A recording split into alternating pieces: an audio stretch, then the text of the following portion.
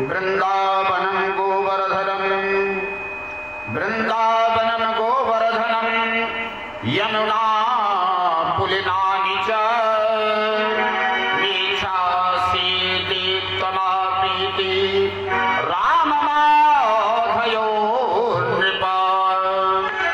सुखदेव महाराज कहते हैं राजा परीक्षित से कि ऐ राजन, वृंदाया राजितया सेवितम वनम वृंदावनम अथवा वृंदायाः तुलस्याः वनम वृंदावनम, जहां तुलसी का वन हो उसको वृंदावन कहते हैं। ऐसे वृंदावन में नंद बाबा सब अपने गाय बछड़ों सब को लेकर के हाथ करके वो वृंदावन पहुंच गए। अब श्री दाऊ भैया के साथ गोविंद 4 वर्ष की अवस्था में गोकुल छोड़ करके श्रीधाम पधार गए। श्रीधाम वृंदावन पहुंच गए। कहते हैं कि वृंदावन के तृण को जब देखा वहां पहुंच करके बढ़िया बढ़िया घास, हरे हरे घास फूस को जब देखा तो हरियाली को देख करके बड़े प्रसन्न हुए। लाला,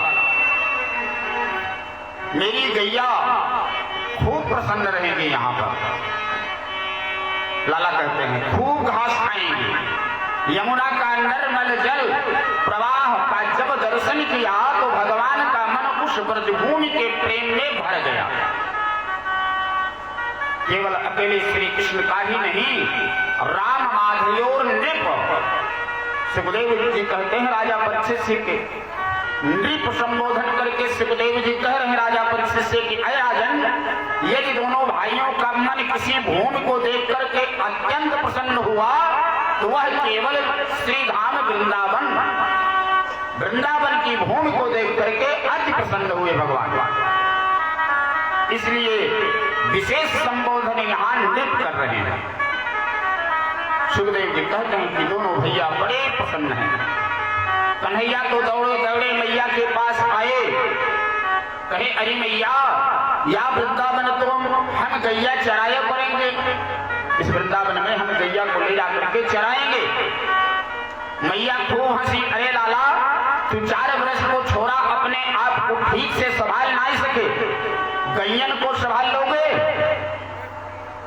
लाला तनिक बड़ी हो जाओ, फिर बड़े हो गए तो गैया चरानी ही चरानी है आपको। ग्वालन को छोड़ा तो ठहरो, इसलिए गैया तो चराना ही पड़ेगा।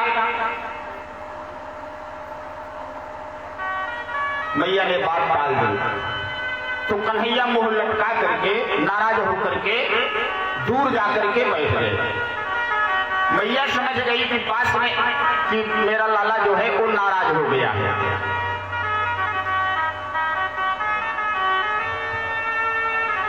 मैया पास में आकर के बोली, देख बेटा, यदि तेरी बहुत इच्छा है गैया चराने की तो गैया बाद में चराइयो, पहले छोटे छोटे बछड़े को चरावने को सीख। लाला कहते हैं कि अच्छा ठीक है मैया। कन्हैया भी राजी हो गए और मैया ने भी अनुमति दे दी कि छोटे छोटे बछड़े को ले जाकर के आप चराना प्रारंभ करो। अब प्रभु भगवान श्री कृष्ण ने छोटे छोटे बछड़ों के साथ अपने ग्वालों को लेकर आसपास ही घूमना प्रारंभ कर दिया। माँ की आज्ञा है ज्यादा दूर मत जाइए, बहुत दूर हम लोग नहीं चलेंगे। तो प्रभु आसपास ही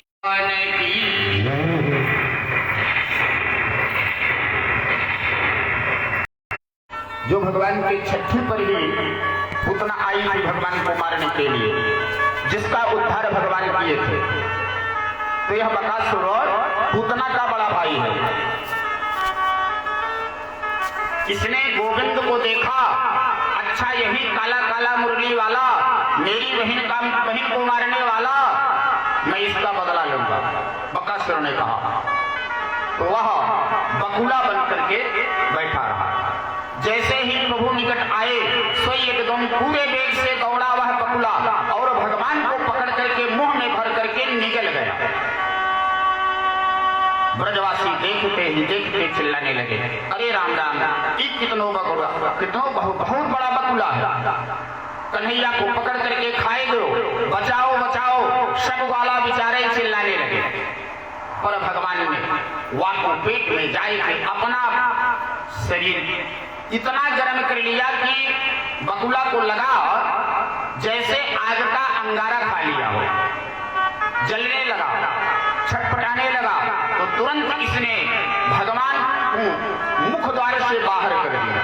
वह बकुला जो है जब जलने लगा तो मुंह से बाहर कर दिया लाला को। जैसे ही प्रभु वो बाहर आए, भगवान ने उसकी चोंच पकड़ करके बीच में से ही चीर दिया और बकासुर का भी उद्धार कर दिया। भगवान प्रेम से बोले कृष्णचंद्र भगवान की। सुखदेव जी कहते हैं राजा परीक्षित से कि अय राजन, इसी प्रकार क्रीड़ा करते करते प्रभु एक दिन आंख मिचौनी खेल रहे थे। कहते हैं भगवान के ब्रजवासियों, तुम छुप जाओ, हम आपको ढूंढेंगे। ब्रजवासी कहते हैं ठीक है लाला। तो सब छुपने के लिए जगह जगह स्थान पर जाकर के छिप गए और कहते हैं कि हम कहां छिपे। इतने में आ गया अघासुर। उस अघासुर ने बड़े विशाल अजगर का रूप बनाया और मुंह फाड़ कर जिह्वा धरती से में प्राणायाम चढ़ा करके वहां बैठ गया। अजगर श्वास रोक लिया, न हिले न डुले, बिल्कुल पाषाण प्रतिमा बन गया वहां। अब जैसे ही वाकई जिह्वा पर कदम रखकर ब्रजवासी भीतर गए, एक बोला भैया वृंदावन के महात्मन के बड़े ठाट हैं, देख तो सड़क ऐसी बना रखी है जैसे गड्ढा बिछाए रखे हो, ऐसी गजब की सड़क कबो नहीं देखी हम लोग। अब उसी में चला गया और आगे बढ़े। इतने में अघासुर जो अब तक श्वास रोके बैठा था, उसकी श्वास धीरे धीरे बाहर निकलने लगी। तो गरम गरम दुर्गंध वायु जब अंदर से आई तो ब्रजवासी नाक पकड़ करके बोले, हे भगवान, ये दुर्गंध कैसी आ रही है गुफा में, इतनी गर्म हवा। अयम तथा चेत भगवत, अयम तथा चेत भगवत विनंक्षति।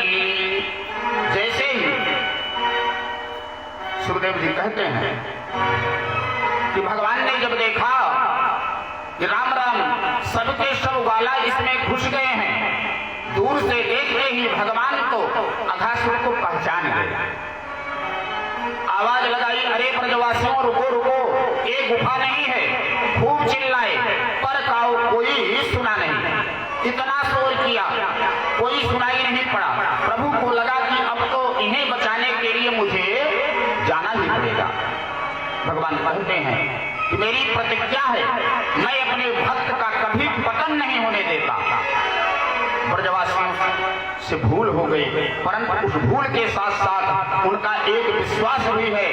भगवान कहते हैं कि हमारा कन्हैया हमारे साथ है, इसलिए हम लोगों का कोई अनिष्ट नहीं होगा। और इसी विश्वास पर कन्हैया उनकी रक्षा करते रहते हैं हमेशा। प्रभु के विश्वास के साथ वहां जहां भी जाते हैं भगवान की प्रतिज्ञा है, सकृदेव प्रपन्नाय, सकृदेव प्रपन्नाय तवास्मि च जयाचते, अभयं सर्वभूतेभ्यो ददाते तद्व्रतं मम। बाध्यमानोऽपि मद्भक्तो विषयैर्जितेन्द्रियः, प्रायः प्रगल्भया भक्त्या विषैर्नानि विभूयते।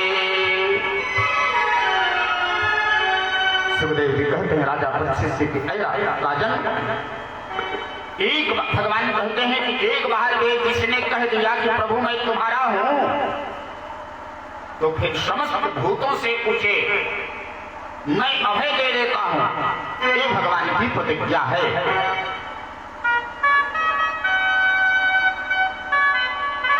श्री वाल्मीकि रामायण में भगवान की इसी प्रकार से प्रतिज्ञा है और भगवान भागवत के एकादश स्कंध में भी भगवान उद्धव से कहते हैं कि बद्धमानो मदभक्तो विषयैर्जितेन्द्रियः प्रायः प्रगल्भया मया भक्त्या विषये ना विभूयते। भगवान कहते हैं उद्धव, जैसे तो मेरा भक्त विषयों में भटकता, मेरा भक्त जो है विषयों में नहीं भटकता, फिर भी इंद्रियां बड़ी बलवती हैं। कदाचित इंद्रियों के वशीभूत होकर के मेरा कोई भक्त विषयों में भटक जाए, तब भी मैं अपने भक्तों को वहां से भी संभाल करके ले आता हूं। भगवान कहते हैं कि वह भटक सकता है, तो माम एव ए प्रपद्यन्ते माया में काम तरंगिते, जो मेरा प्रपन्न हो गया वह माया से बच जाता है, मैं उसे बचा लेता हूं, भटकने नहीं देता। ये अघासुर क्या है? अघ अर्थात पाप, पाप की प्रवृत्ति ही तो अघासुर है। ब्रजवासी उस पाप में अघासुर को एक पर्वत गुफा समझ करके धोखा खा गए और उसमें प्रविष्ट हो गए। इसी प्रकार भक्त भी कभी कभी प्रमादवश पाप की निवृत्ति को पहचाने बिना उधर प्रवृत्त हो जाते हैं।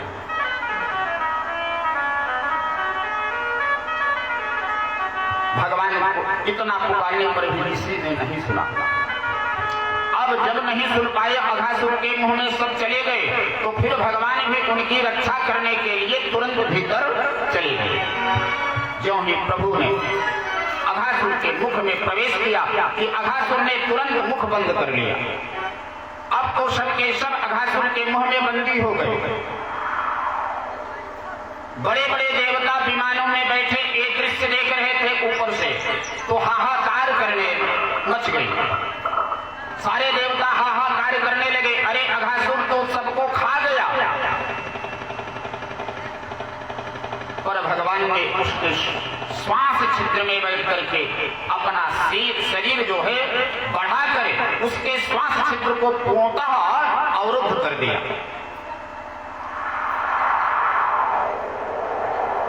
अघासुर बिना श्वास के छटपटाने लगा। थोड़ी देर कड़का और फिर उसका ब्रह्मरंध्र फट गया और उसी छिद्र से भगवान सारे ब्रजवासियों को निकाल करके बाहर चले आए। अमृतमयी दृष्टि से देखा तो सब के सब सोते हुए जाग करके खड़े हो गए। अघासुर के शरीर से एक तेज पुंज निकला जो भगवान के चरणों कमलों में विलीन हो गया। अघासुर का भगवान उद्धार किया। प्रेम से बोलिए श्री कृष्णचंद्र भगवान की जय। भगवान ने ब्रजवासियों की रक्षा की। सुखदेव जी कहते हैं राजा परीक्षित से कि ऐ राजन, ब्रजवासियों की रक्षा की और अघासुर का उद्धार किया। परीक्षित बोले कि अघासुर का ही उद्धार हो गया। आश्चर्य तो इस बात का हुआ कि परीक्षित कि आज अघासुर मरा है और ब्रजवासियों ने ठीक उसके एक वर्ष बाद घर में आकर के मैया से कहा,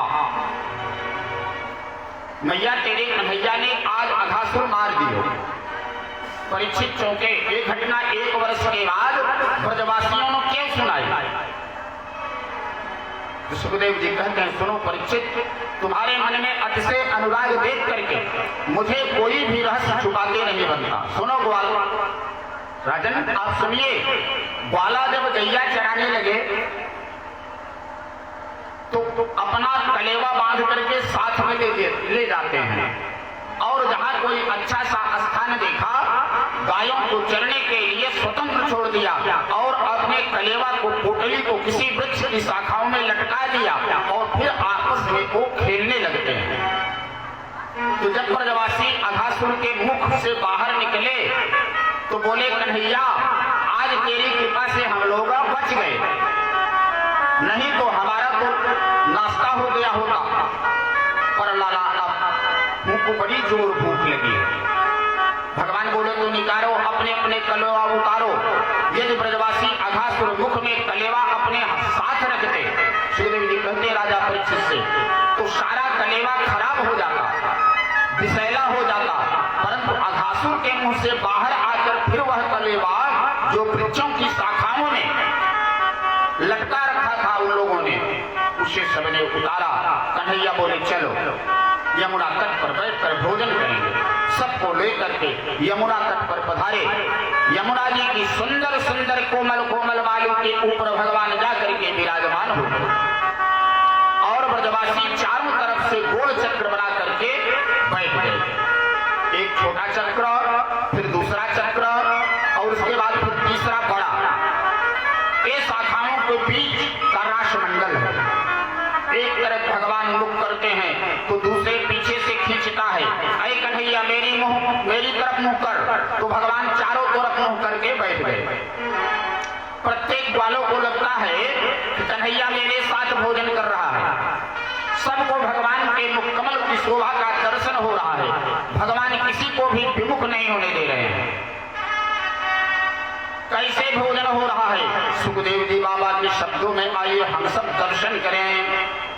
सुखदेव जी लिखते हैं, बिभ्रत्र वेणुं जठर पटयोः सिंहवेत्रे च कच्छे।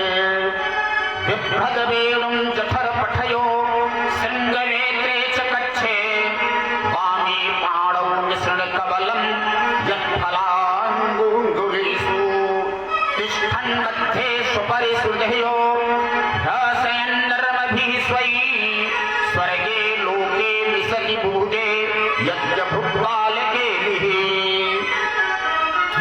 सुखदेव जी कहते हैं राजा परीक्षित से कि ऐ राजन, भगवान भोजन करते समय अपने पीतांबर को उतार करके कमर में बांध लेते हैं और कमर में बंधे हुए उस पीतांबर में एक तरफ श्रृंगी और एक तरफ बंसी जो है लटका लेते हैं। एक वेद अर्थात डंडा भोजन करते समय अपने बगल में रख लेते हैं। बाएं हाथ की हथेली पर दही भात का मिश्रित कवल बना रखा है और कुछ ब्रजवासी पत्ते तोड़ लाते हैं। पत्तों में परोस कर भगवान पा रहे हैं, पर गोविंद जी करपात्री बन करके भोजन पा रहे हैं। हाथ पर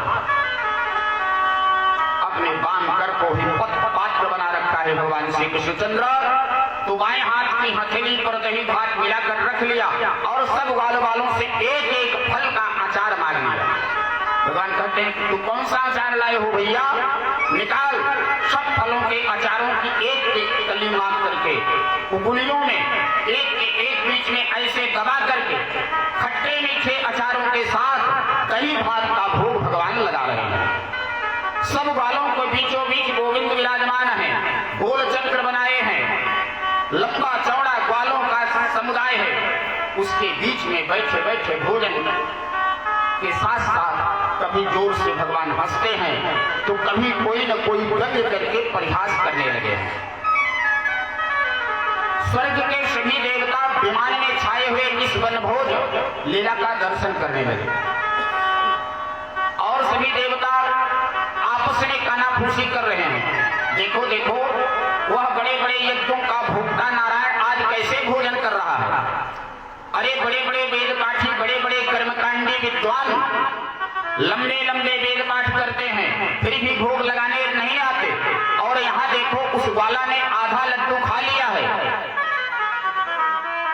कन्हैया मेरे लड्डू को बड़ो गजब को है, तू खाए को देख, अब आधो खा ले। ग्वाला जो है आधा लड्डू खा लेते हैं, फिर दूसरा जो है कन्हैया को खिला देते हैं। भोजन करते करते कभी दौड़ पड़ते हैं, एक दूसरे पर अनेक प्रकार के कटाक्ष करके हास परिहास भी कर रहे हैं भगवान। कहीं भी कोई मर्यादा दिखाई ही नहीं पड़ रही है। ब्रह्मा जी को लगा जब इतनी विचित्रता हो रही है तो क्यों न परीक्षा ले ली जाए। ब्रह्मा जी ने क्या लीला की कि भगवान को इधर ब्रजवासियों के साथ भोजन में मुक्त हैं, उधर ब्रह्मा जी धीरे से आए और सारे बछड़ों को चुरा करके ब्रह्मलोक लेकर के चले गए। ब्रह्मा जी बोले, ऐ लाला, खातो ही रहोगे कि बछड़न को देखेगो। भैया सारे लोग गए कि बछड़े कहाँ चले गए। दूर दूर तक कहीं बछड़े नहीं दिखाई पड़े। कन्हैया बोले, तो तुम भोजन करो, मैं देख करके आ रहा हूं। कहाँ चले गए, कहाँ भाग गए।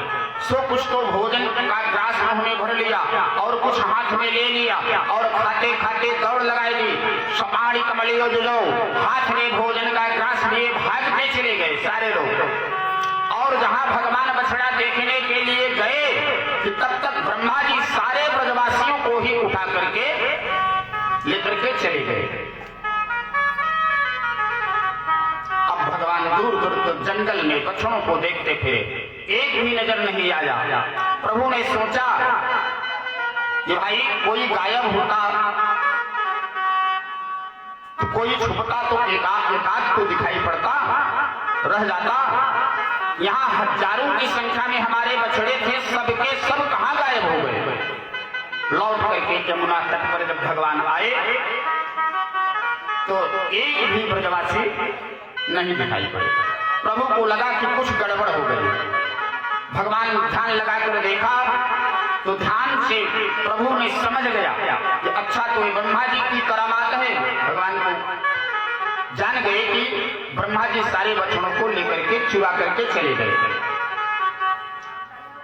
ये हमारी परीक्षा ले रहे हैं, ठीक है तो हम इन्हें जवाब देते हैं।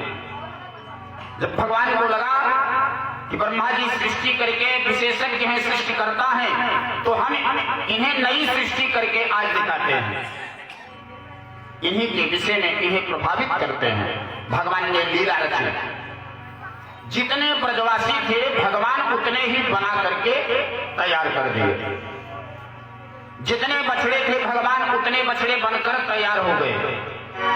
ब्रह्मा जी की सृष्टि बछड़ा और ब्रजवासियों की जैसी थी, भगवान ने लगभग ज्यों के त्यों नई सृष्टि अपने रूप में प्रकट कर दी। भगवान न केवल शरीर मात्र अपने शरीर मात्र नहीं बनाया, जो ब्रजवासी जैसा कपड़ा पहन करके आया था वही कपड़े भी भगवान बन गए। जो ब्रजवासी अपने हाथ में जैसा डंडा लेकर के आया था वह डंडा भी भगवान ही स्वयं बन गए। सर्वम विष्णुमयम जगत, आज एक महावाक्य भगवान ने चरितार्थ कर दिया। सुखदेव जी कहते हैं राजा परीक्षित के, अय राजन, 1 वर्ष पर्यंत भगवान ब्रजवासी और बछड़े बने रहे। अपने घर भी आ रहे हैं और वन में गैया चराने भी, बछड़े चराने भी जा रहे हैं। अरे औरों की तो क्या कहें, स्वयं भगवान के बड़े भाई संकर्षण बलराम जी भी नहीं समझ पाए। 1 साल बाद बलराम जी की समझ में कुछ बात आई। भगवान बलराम जी कहते हैं कि आजकल तो ऐसा लग रहा है जैसे वृंदावन में प्रेम की बाढ़ आ गई है। तब दाऊ जी अपनी दिव्य दृष्टि से ध्यान लगा करके जब देखा कि आजकल इतना प्रेम क्यों उमड़ रहा है, जो इसका ध्यान करें उसी ने कन्हैया मुस्कुराते हुए दिखाई पड़े। अपनी दिव्य दृष्टि से बछड़ों को देखें तो बछड़ों में भी कन्हैया, ग्वालों को देखें तो ग्वालों में भी कन्हैया। तब दाऊ जी को शंका हो गई, अरे पहले तो मैं अपनी दृष्टि से जब देखता था तो किसी संत महात्मा का हमको दर्शन होता था, आज तो कन्हैया का ही दर्शन हो रहा है सारे बछड़ों में। किसी में पर आज सबने एक कन्हैया क्यों नजर आ रहा है, दाऊ जी सोच रहे हैं। एकांत में हाथ पकड़ करके गोविंद के पास दाऊ जी आकर के बोले, भैया कन्हैया ये क्या आपने लीला की है।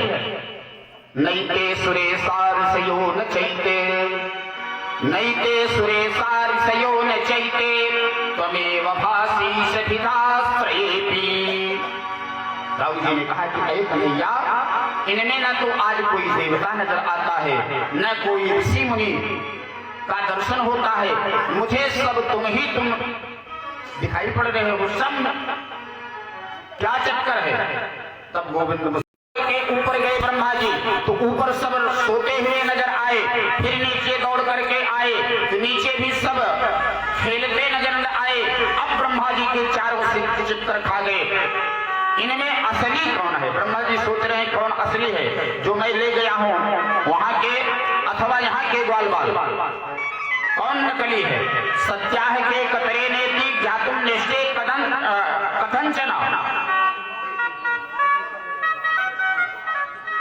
ब्रह्मा जी कहते वो समझ गया समझ गया, ये चमत्कार प्रभु नारायण के अतिरिक्त कोई नहीं देख सकता, कोई नहीं दिखा सकता।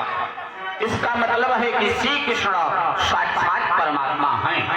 ब्रह्मा जी ने पूछा, मैंने प्रभु नारायण की परीक्षा ली, चलो माफी मांगनी चाहिए, गलती बहुत बड़ी हो गई।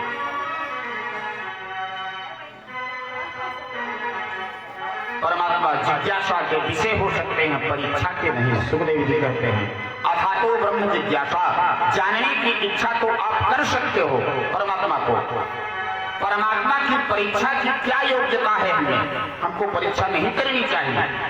भगवती सती ने परीक्षा ली, उसका क्या परिणाम हुआ? रावण ने परीक्षा ली तो क्या परिणाम निकला? अरे स्वयं परीक्षा लेने वाले ही चक्कर में पड़ जाते हैं। ब्रह्मा जी तुरंत वापस पहुंच गए, तुरंत सारे बछड़े ब्रजवासियों को वापस लेकर के ब्रह्मा जी वृंदावन को पधारे और आते ही भगवान के श्री चरणों में साष्टांग दंडवत किया। असली ब्रजवासियों को और बछड़ों को आता देख भगवान ने अपने नकली रूप सब अदृश्य कर दिए। ब्रह्मा जी को चरणों में पड़े जब ब्रजवासियों ने देखा तो बोले, अरे कन्हैया ये चौमुआ कौन आ गया है, चार मुंह वाला। तब से उस क्षेत्र का नाम चौमुआ हो गया है। दिल्ली से मथुरा जाने से थोड़ा पहले चौमुआ कस्बा मिलता है। ब्रह्मा जी ने आज चारों मुखों से प्रभु की स्तुति करते हुए सुखदेव जी कहते हैं कि 40 श्लोकों में भगवान की स्तुति की है। नवमीध्यते भवपुसे तदिदंडराय, नवमीध्यते भवपुसे तदिदंडराय, गुंजावतंस परिपिच्छल सन्मुखाय, वन्यस्रजे कवलवेत्र विषाण वेणो, लक्ष्मणस्त्रिये मधुमदे पातु संगजाम। इस प्रकार से सुखदेव जी कहते हैं कि राजा परीक्षित से कि ब्रह्मा जी ने 40 श्लोक में प्रार्थना की। ब्रह्मा जी ने कहा कि हे प्रभु क्षमा करें, इतनी नम्रता पूर्वक स्तुति करने पर भी भगवान बात नहीं कर रहे हैं। तो ब्रह्मा जी को लगा अपनी प्रशंसा से यदि प्रसन्न नहीं हो रहे हैं तो शायद ब्रजवासियों की प्रसन्नता से प्रसन्न हो जाएगा, क्योंकि भगवान ब्रजवासियों से बहुत प्यार करते हैं। जैसे माँ अपने बच्चे से दुलार करती है, इसी बात पर माँ नाराज हो जाए तो उसके बच्चे को बढ़िया बढ़िया वस्तु ला कर दे दो तो बच्चा प्रसन्न हो जाएगा, तो मैं अपने आप प्रसन्न हो, माँ अपने आप प्रसन्न हो जाएंगे। तो ब्रह्मा जी अब भगवान के भक्त ब्रजवासियों की महिमा गाने लगे। अहो भाग्यम अहो भाग्यम, अहो भाग्यम अहो भाग्यम, नंद गोप ब्रजौकसाम, यन मित्रम परमानंदम, पूर्ण ब्रह्म सनातनम। सुखदेव जी कहते हैं राजा परीक्षित जी से कि ब्रह्मा जी तो यहां तक बोल गए कि प्रभु भले ही आप सर्वसमर्थ हो, परंतु मुझे लगता है कि आप भी इन ब्रजवासियों के ऋण से पूर्ण नहीं हो सकते। श्री ब्रह्मा जी ने भगवान की बड़ी अद्भुत स्तुति की, पर भगवान ने कोई बात ठीक से नहीं की। अंततोगत्वा सुखदेव जी कहते हैं राजा परीक्षित से कि अय राजन, इत्यभृष्टूय भूमानम, इत्यभृष्टूय भूमानम, त्रिः परिक्रम्य पादयोः, नत्वाभीष्टं जगद्धाता स्वधाम प्रत्यपद्यत। 3 बार जब ब्रह्मा जी ने प्रणाम किया भगवान को और फिर पृथ्वी की परिक्रमा दे करके अपने धाम को प्रस्थान कर दिया। ब्रह्मा जी के जाते हुए असली ब्रजवासियों के साथ आज 1 वर्ष बाद भगवान घर लौटे। तो घर आते ही ब्रजवासी बोले, अरे मैया लाला ने आज अघासुर मार दिए। 1 वर्ष के बाद सबको पता चला। अब मैया के पास कन्हैया आकर के बोले, मैया अब तो हम तनिक समझदार हो गए, आप आज्ञा करो। तो अब गैया चराना हम प्रारंभ कर दें, अभी तो बछड़ा चरा रहे थे। मैया बोली ठीक है लाला, नेक अच्छो सो मुहूर्त निकलवाए लो पंडित जी से। तब मैया मुहूर्त निकलवाने गई। पंडित जी ने मुहूर्त निकाल दियो। कार्तिक शुक्ल पक्ष अष्टमी। मैया प्रसन्न हो गई। कन्हैया कल अष्टमी है, कल से तू जा गैया चरावे। इतने प्रसन्न भयो प्रभु कि खुशी के मारे रात में ठीक से नींद नहीं आई लाला। और सवेरे होते ब्रजवासियों में से बोले, अरे ब्रजवासियों चलो अब हम लोग गैया चराना चलेंगे। ब्राह्मणों को बुलाकर स्वस्थ वाचन कराया मैया, गो पूजन करवा करके फिर समस्त ब्राह्मणों का पूजन प्रभु ने विधिवत किया। और आज से गोपाल बन करके भगवान ने गौचारण प्रारंभ कर दिया। अपनी बंसी में प्रभु गायों का नाम पुकारने लगे बंसी से। प्रेम से बोले कृष्णचंद्र भगवान की। छोटे छोटे गैया छोटे छोटे गाय, छोटे से मेरो मदन गोपाल। छोटी छोटी गैया चराने के लिए छोटे से मेरो मदन गोपाल।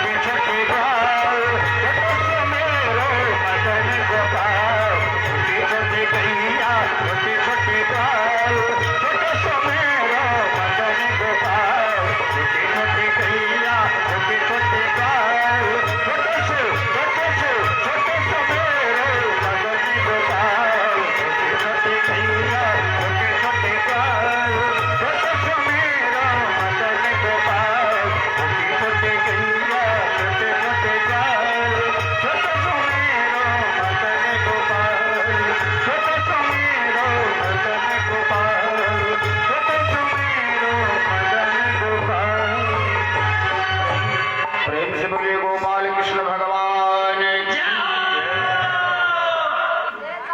अब भगवान गायों के पीछे पीछे प्रभु गोपाल बने गोचारण हेतु वन वन विचरण करना प्रारंभ कर रहे हैं। एक दिन तो गोचारण करते करते वृंदावन से निकले और कालवन पहुंच गए। वहां पर धेनुकासुर का उद्धार किए भगवान। अब भगवान सोचते हैं धेनुकासुर को ठिकाने लगा करके मुक्त किया भगवान।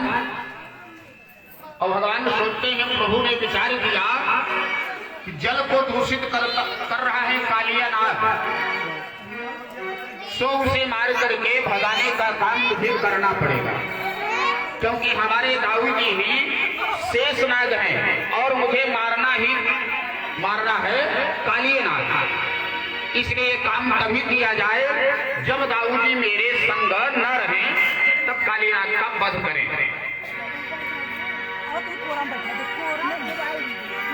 मैया तो दाऊ जी का जन्म का उत्सव धूमधाम से घर में मना रही थी और भगवान बिना दाऊ जी को लिए कुछ बालों के साथ कालीदह पर क्रीड़ा करने पहुंच गए। गायों ने जैसे ही विषाक्त जल पिया, गैया जाकर के जब विषाक्त जल को पिया तो सारी गैया मरणासन्न हो गई, आंखें निकल गई, मूर्छित होकर के गिर पड़ी। भगवान को बड़ा कष्ट हुआ, मेरी गौ माता को कष्ट देने वाले इस दुष्ट कालीनाथ को छोड़ूंगा नहीं। अपनी अमृतमयी दृष्टि से भगवान ने गायों को तो स्वयं स्वस्थ कर दिया, उन सबका विष दूर कर दिया, परंतु कालीनाथ को दंड देने के लिए कदम पर गोविंद चढ़ गए। विलोक्य दूषिताम कृष्णाम, विलोक्य दूषिताम कृष्णाम, कृष्ण कृष्णाहिना विभु, तस्या विशुद्ध मन्यच्छन् सर्पं समुद्वासत। सुखदेव जी कहते हैं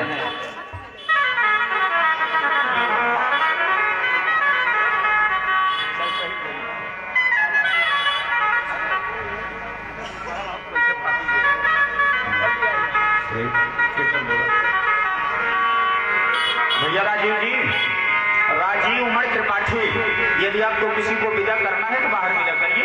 गोविंद जय जय गोपाल जय जय, गोविंद जय जय गोपाल जय जय,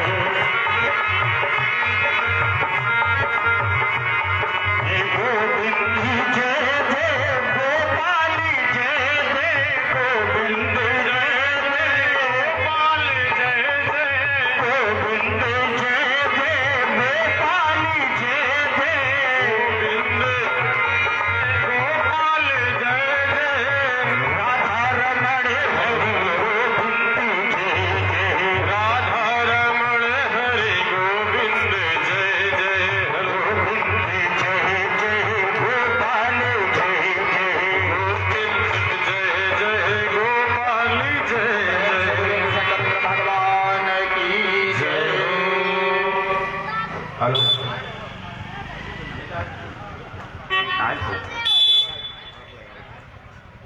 भगवान श्री कृष्ण कन्हैया ने एकदम छलांग मार दी,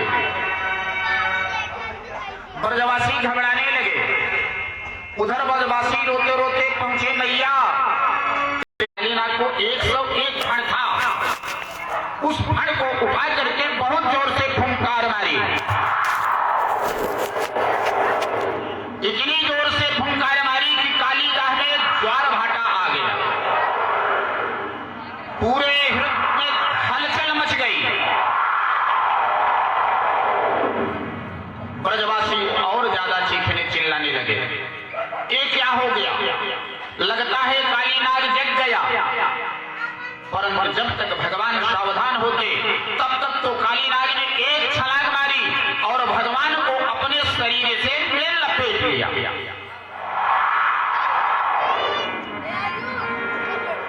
सुखदेव जी कहते हैं इसलिए सर्प का एक नाम है भोगी। जिसके शरीर को लपेट लेता है सर्प, उसके प्राण लेकर के ही छोड़ता है। नाग का पास बड़ा प्रबल है। भगवान ने तुरंत अपना शरीर बढ़ाया और जहां काली नाग के बंधनों में शैथिल्य आया कि भगवान ने एक छलांग मारी और बंधन मुक्त होकर के काली नाग के फड़ पर जाकर के भगवान खड़े हो गए। पर एक फड़ पर खड़े होते हैं भगवान, तो काली नाग दूसरे फड़ से काटने की चेष्टा करता है। भगवान ने ताता थैया करके नाचना प्रारंभ कर दिए। एक पैर उठाते थे, एक रखते थे, फिर एक रखते थे। इस प्रकार से वो नृत्य करने लगे। कैसे? भगवान कैसे नाच रहे हैं काली नाग के फन पर। पांडव गति मुंडन पर नाचत गिरधारी, पांडव गति मुंडन पर नाचत गिरधारी, पांडव गति मुंडन पर नाचत गिरधारी, पांडव गति मुंडन पर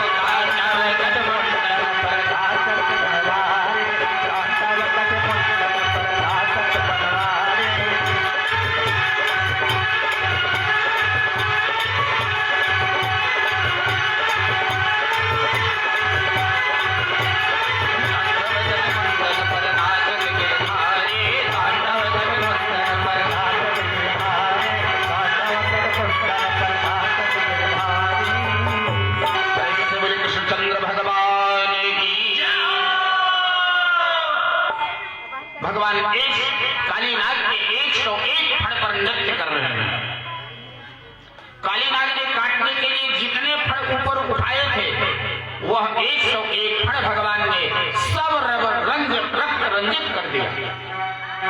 कालीनाग समझ गया, जिसे मैं नन्हा सा बच्चा समझ रहा था, इसके पेट में भी दाढ़ी निकल रही है। थोड़ी देर तक और नाचते रहे तो हमारी तो छुट्टी हो जाएगी। कालीनाग सोचता है।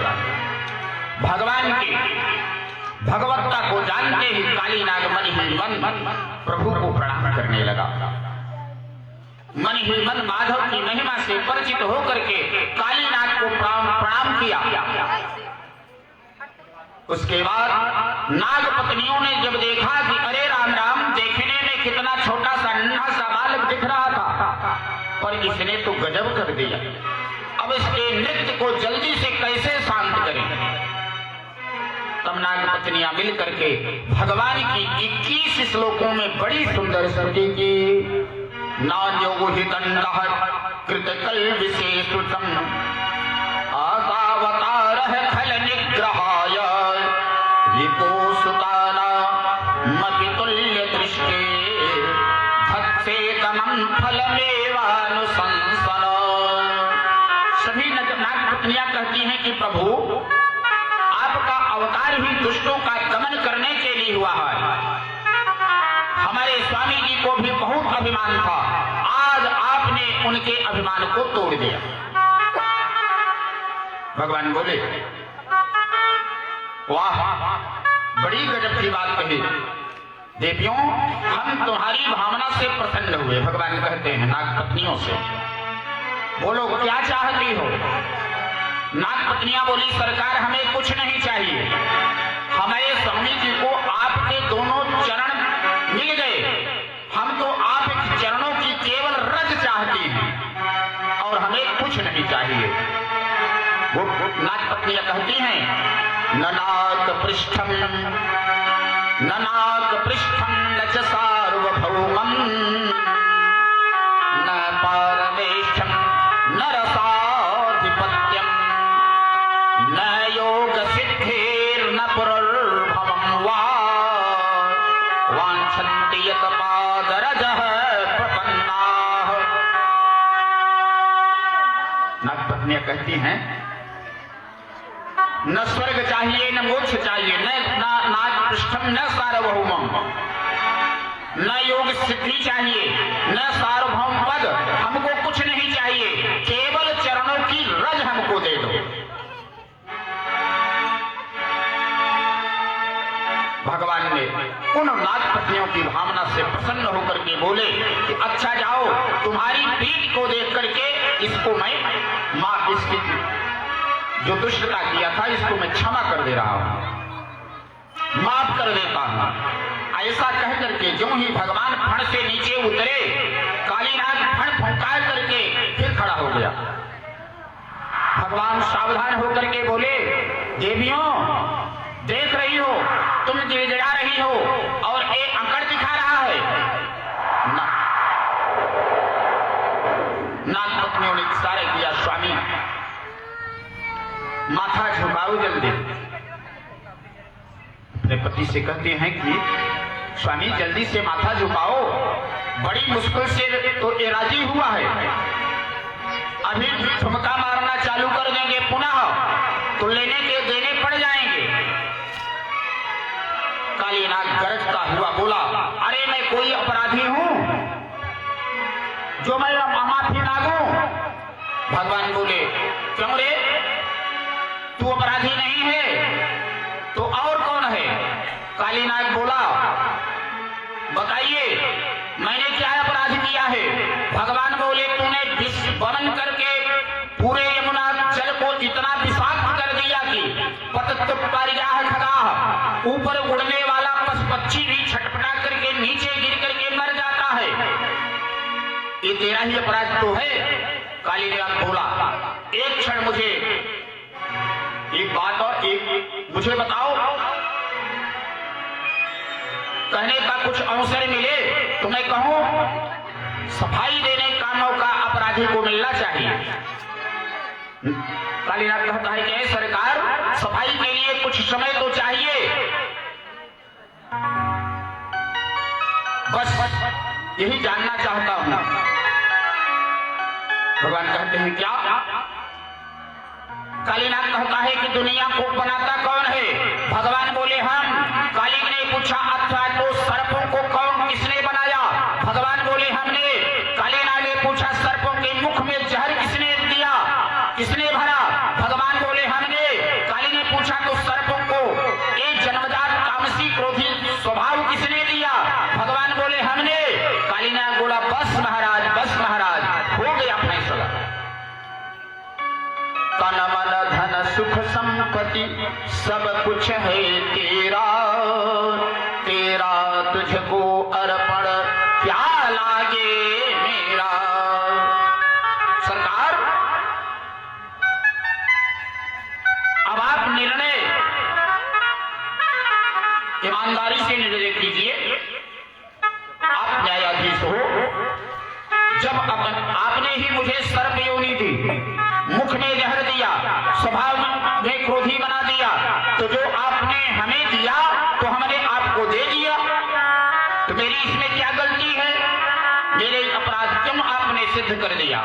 वयम खलास होत्पत्त्या, वयम खलास होत्पत्त्या तामसा दीर्घमन्यवः स्वभावो जस्त्यजो नाथ लोकानाम यद सद्ग्रहः।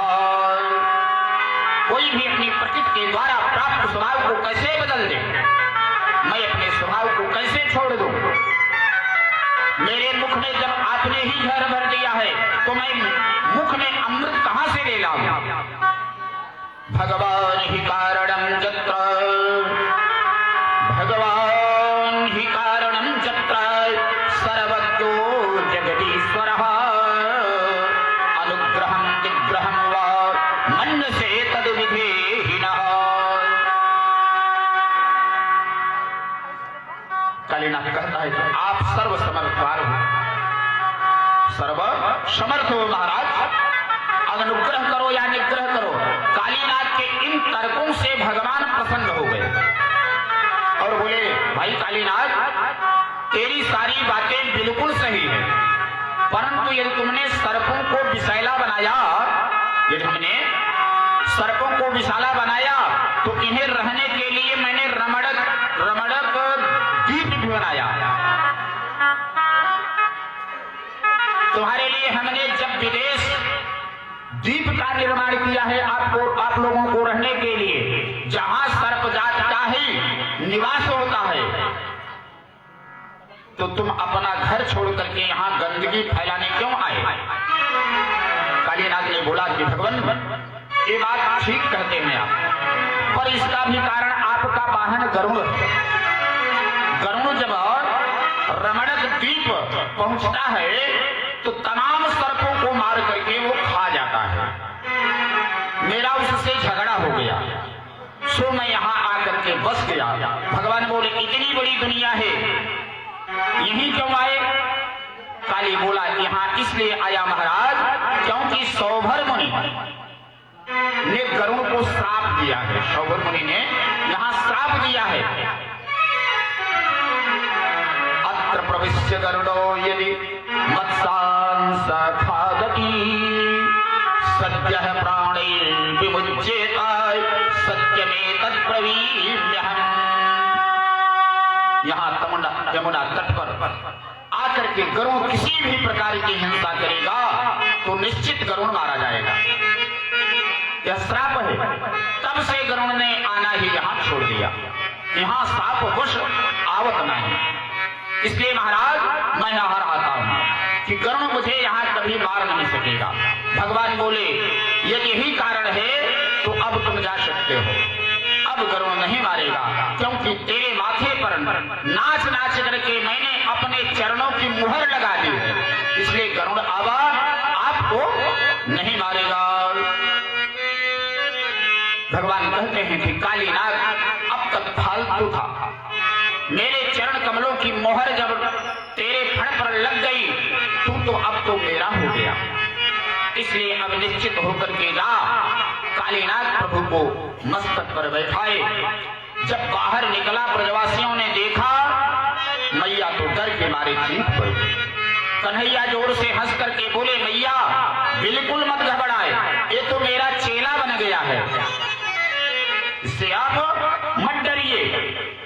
अब हाल की इसे जो है हाले में कंठी दे दिया है, अब ये मेरा चेला हो गया है, मैं इसका गुरु हो गया हूँ। ब्रजवासी सारे हक्के बक्के देखते रह गए।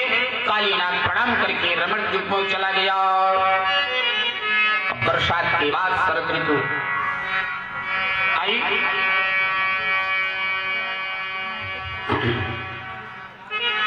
श्रीमन्नारायण नारायण नारायण श्रीमन्नारायण नारायण भजमन नारायण नारायण नारायण भजमन नारायण नारायण नारायण श्रीमन्नारायण नारायण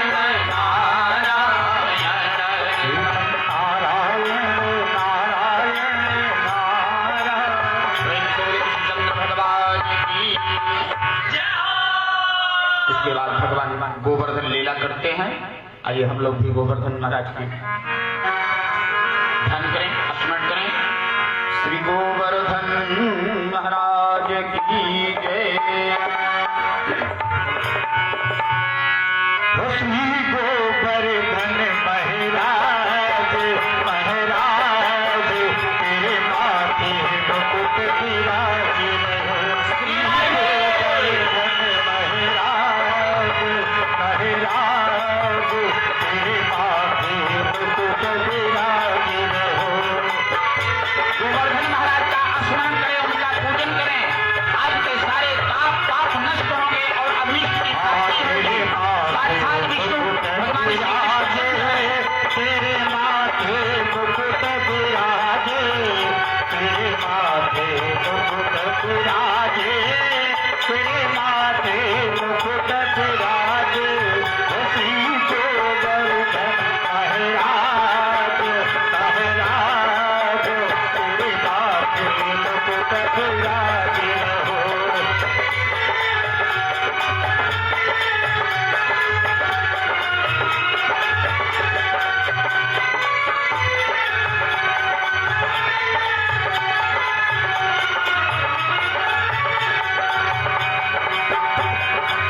हाथों पे पान चढ़े तो फूल चढ़े, हाथों पे पान चढ़े तो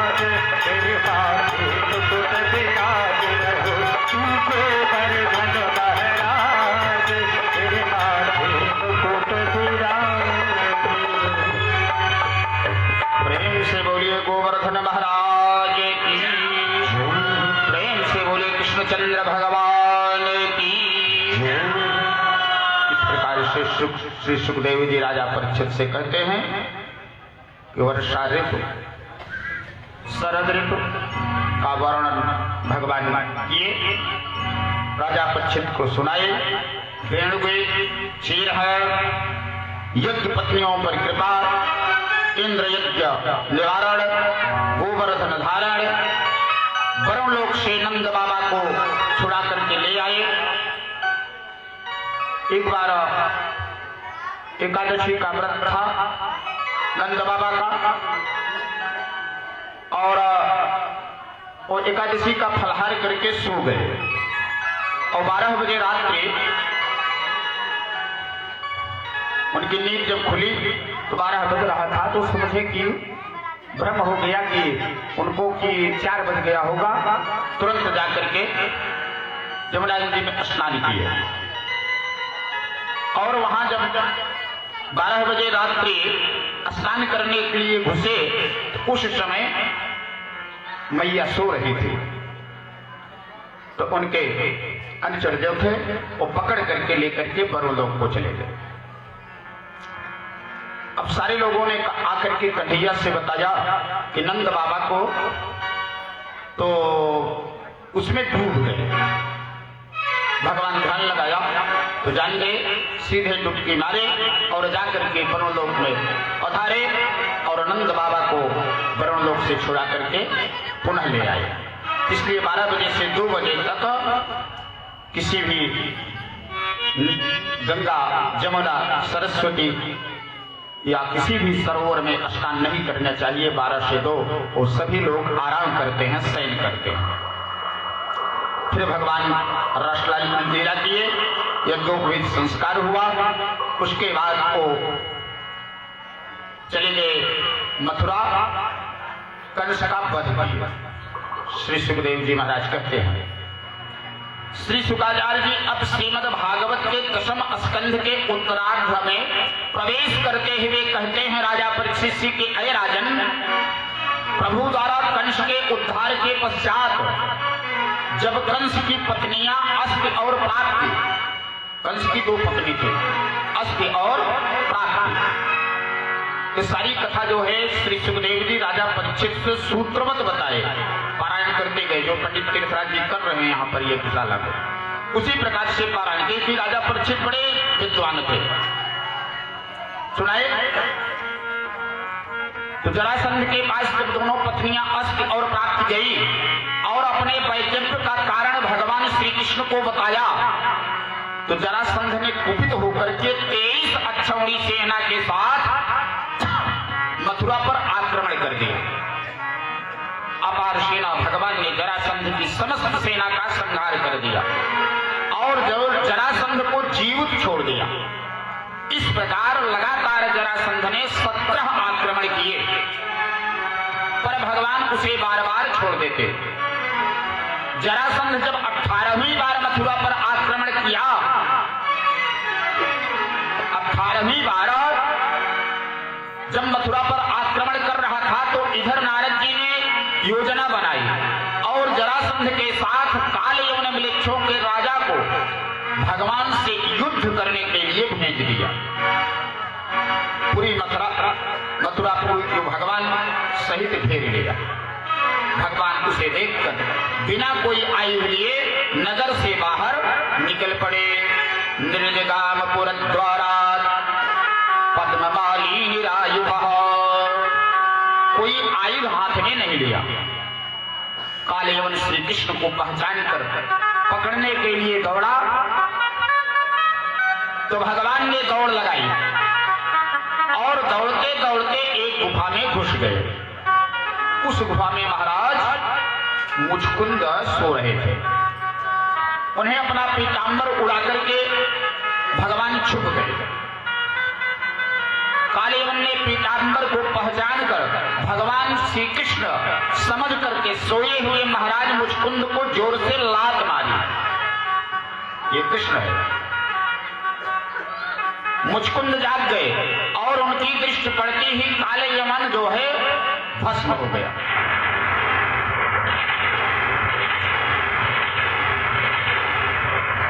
शुक्राचार्य जी कहते हैं कि परीक्षित देवासुर संग्राम में मुचकुंद ने देवताओं का सहयोग दिया और वरदान ने मांगा मुझे विश्राम चाहिए, हमको विश्राम चाहिए। तो देवताओं ने कहा यहाँ विश्राम कीजिए, जो आपके असमय जगावेगा वह भस्म हो जाएगा, यहीं तक यही स्थान पर विश्राम कीजिए। तो आज भगवान ने मुचकुंद के द्वारा काल यवन को भस्म कराया। मुचकुंद ने भगवान की स्तुति की और भक्ति का वरदान मांगा। तो भगवान ने मुचकुंद महाराज को अगले जन्म में अपनी पावन भक्ति का वरदान दिया कि अगले जन्म में आप परम भक्त मेरे होंगे। श्री सुखदेव जी कहते हैं राजा परीक्षित से कि संतों की मान्यता है कि वे ही मुचकुंद कलिकाल में फिर नरसी भगत बन करके प्रकट हुए, जिन्हें भगवान की अविरल भक्ति का अधिकार प्राप्त हुआ। परम भक्त नरसिंह जी भगवान के अद्भुत भक्त थे, जिनके लिए भगवान सावल साह सेठ बन करके आए। श्री सुखदेव जी कहते हैं राजा परीक्षित से कि अय राजन, जरासंध 17 बार हारा, जरासंध 17 बार हार करके बैठा है। हम भागेंगे तो वह पूरी मथुरा को मिट्टी में मिला देगा। भगवान बोले दाऊ भैया चिंता न करो, मैंने समुद्र में टापू के ऊपर एक द्वारिकापुरी का निर्माण करा दिया है, सबको वहां भेज देंगे और इसे पागल बना करके तभी हम दम लेंगे। दाऊ जी बोले बदनामी होगी, लोग रणछोड़ कहेंगे। भगवान बोले एक नाम और बढ़ जाएगा, जहां माखन चोर कहते हैं, चीर चोर कहते हैं, तो रणछोड़ भी कह लेंगे। दाऊ जी बोले भैया तेरी लीला तू ही जान।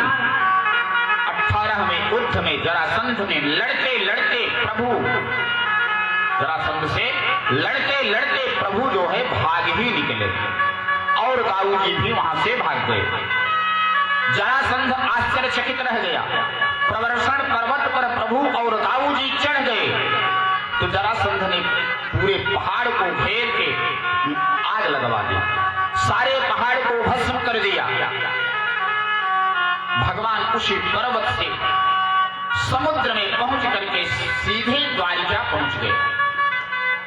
उधर तो भगवान द्वारिकाधीश बनकर के ठाट से विराजे हुए हैं, यहाँ जरासंध ने पूरी पहाड़ को जब भस्म कर दिया तो उसे विश्वास हो गया कि मैंने दोनों को भस्म कर दिया। विजय का शंख बजा करके मगध देश लौटा।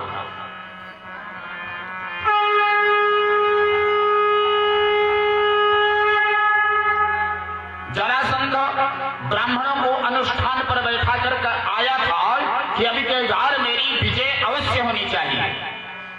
सो हो भी गई। भगवान ने ब्राह्मणों का महत्व बढ़ा दिया, इसलिए भगवान रण को छोड़ करके चले गए, रण छोड़ हो गए ब्राह्मणों के वचन को सिद्ध करने के लिए। जरासंध ब्राह्मणों का बहुत बड़ा भक्त बन गया। श्री सुखदेव जी कहते हैं कि 11 वर्ष की अवस्था में वृंदावन छोड़ करके प्रभु मथुरा पधारे।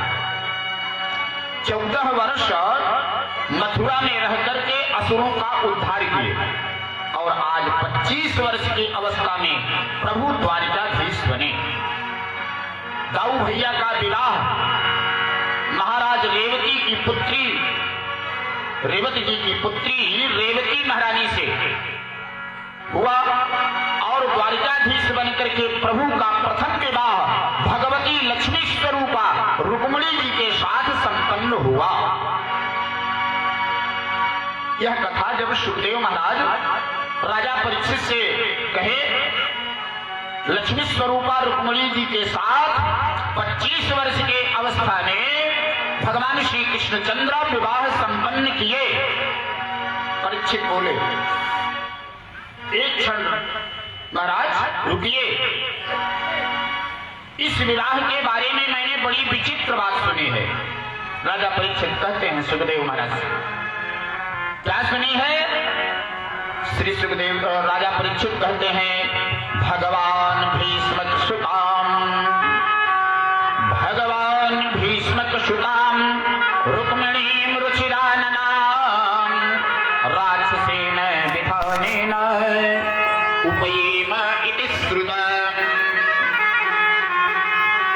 कहते हैं कि हमने सुना है कि हमारे प्रभु द्वारकाधीश का प्रथम विवाह रुक्मिणी के साथ राक्षस विधि से संपन्न हुआ। सुखदेव जी मुस्कुराए। बिल्कुल ठीक सुना था परीक्षित, ऐसा ही हुआ था। परीक्षित जी ने कहा कि तो जरा हमको विस्तार से बताइए, ये विधि क्यों अपनाई भगवान? सुखदेव बोले, सुनो राजन, राचासी भीष्म को नाम विदर्भाधिपतिर्महान तस्य पंचा भवन पुत्राः कन्यैका च वरानना। श्री सुखदेव जी कहते हैं कि विदर्भ देश के राजा भीष्मक की एक बेटी थी जिनका नाम था रुक्मिणी। भीष्मक जी के 5 बेटे थे, रुक्मी, रुक्मरथ, रुक्मबाहु और रुक्मकेशी तथा रुक्माली।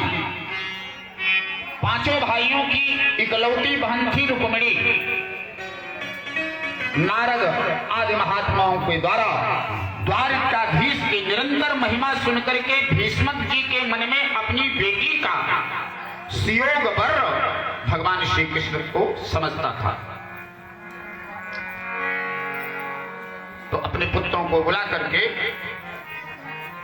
रुक्मी, रुक्मरथ, रुक्मबाहु, रुक्मकेशी और रुक्माली 5 को बुला करके परामर्श किया कि रुक्मिणी का विवाह श्री कृष्णचंद्र से कर दिया जाए। तुम लोग समझदार हो, बताइए क्या करना चाहिए? आप लोगों का क्या विचार है? और तो कोई नहीं बोला, पर बड़ा बेटा रुक्मी जो है वो बिगड़ गया। पिताजी, उस रण छोड़ा भगोड़े से मैं अपनी बहन का विवाह कभी नहीं करूंगा, वो तो रण छोड़ है। अरे राम राम, ठीक है ठीक है, अब ज्यादा व्याख्यान न कर बेटा। उनके पिताजी ने कहा, जब तेरा यही निर्णय है तो अब जहां भी संबंध करना हो वहां तू जाकर के कर, जाकर के दिखवारी कर, शादी निश्चित करो, शादी करो। मैं कोई चर्चा अब नहीं करूंगा। रुक्मिणी बोला, ठीक है पिताजी, आप आराम करो। बेटा उठ कर गया और दूसरे भी दिन लौट करके कहता है, पिताजी परसों बारात आ रही है। राजा भीष्मक चौंके कि परसों बारात आ रही है, इतनी जल्दी? संबंध कहां पक्का किया? रुक्मिणी बोला, पिताजी मेरा निर्णय कोई ऐसा वैसा निर्णय नहीं होता है। सिंधु नरेश दमघोष पुत्र शिशुपाल के साथ संबंध पक्का करके मैं आया हूं, परसों बारात आई। भीष्म जी बोले, ठीक है बेटा, तेरी जैसी इच्छा। पर रुक्मिणी जी के कान में जब ये समाचार पड़ा कि परसों मेरी बारात आ रही है, तो परेशान हो गई। हे भगवान, मेरे मन में तो कोई और बैठा है।